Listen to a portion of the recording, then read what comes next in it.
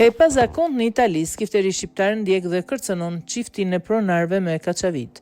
Një histori as pak e zakont ka ndodhur në Itali ku një skifter shqiptar pasi dështoi të visë biçikletat e parkuara në banesën e një çifti në Via della Visitazione të Trentinos vendosi ta çonte deri në fund misionin e ri sepse nuk e pranonte dot dështimin.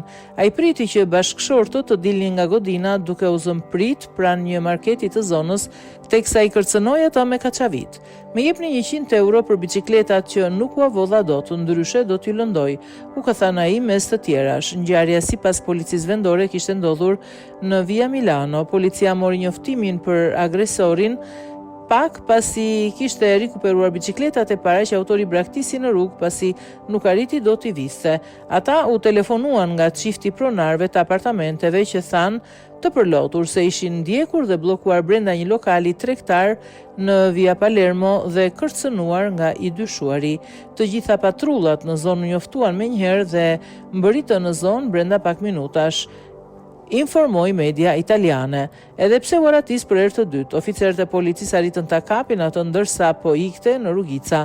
Pas një ndjekje të shkurtër, duke e prangosur, hetuesit po verifikojnë edhe për përfshirjen e tij në krime të tjera të ngjashme.